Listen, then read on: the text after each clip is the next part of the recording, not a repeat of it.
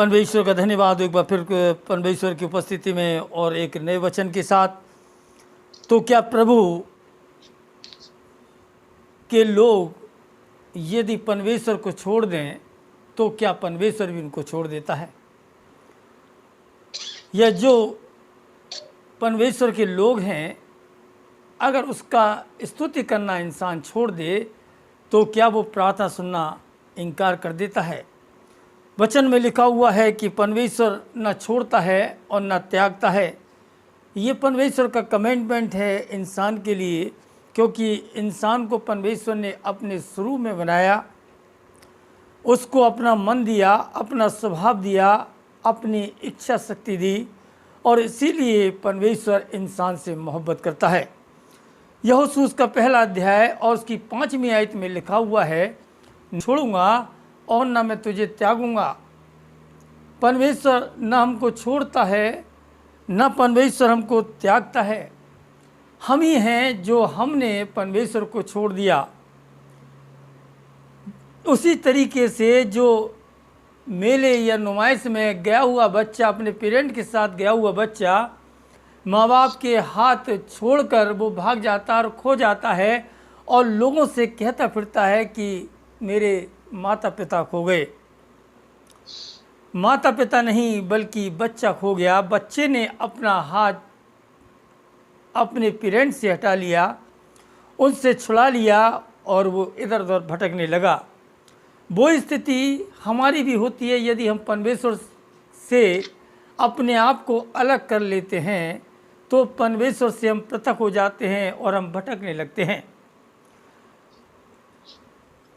होशे उसका 11वां अध्याय उसकी 4वीं आयत में लिखा हुआ है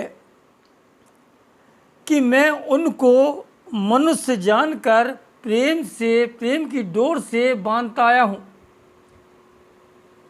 मैं उनको प्रेम की डोर से बांधता आया हूँ और जितना उनको नज़दीक बुलाता रहा उतना वो दूर चले गए।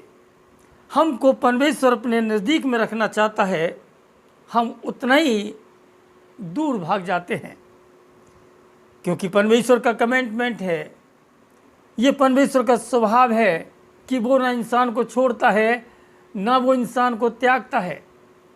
लेकिन हम ही हैं जो हमने परमेश्वर को छोड़ दिया। यशा की पुस्तक में भी लिखा हुआ कि मैंने तेरे चित्र को अपनी हथेलियों पर बना के रखा है। हमसे परमेश्वर मोहब्बत करता है और इसीलिए हमारा जीवन, हमारा चित्र, हमारी आत्मा, हमारा शरीर परमेश्वर के सामने है। और क्योंकि जब उसको याद आती है, जब उसको कुछ कहना होता है, हमसे कह देता है।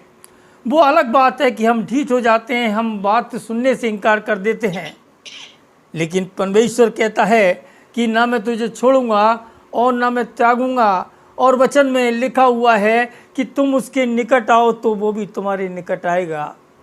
यदि हम उसके करीब जाते हैं तो परमेश्वर भी हमारे करीब रहता है। और इसीलिए परमेश्वर का वचन कहता है कि इंसान ने परमेश्वर को छोड़ दिया लेकिन परमेश्वर ने इंसान को नहीं छोड़ा। वो नहीं भूलता। हमारे आंसुओं का परमेश्वर हिसाब रखता है, हमारे रोने और चिल्लाने का हिसाब रखता है, हमारे हर एक बातों का परमेश्वर हिसाब रखता है। वो हमारे दुखों को जानता है, हमारी प्रार्थना को सुनता है वो परमेश्वर, क्योंकि हम ही हैं जो उसके निकट नहीं आ पाते। हमको उसके निकट आना है ताकि प्रभु भी हमारे निकट आने पाए। प्रभु आप सबके साथ हो। आमीन।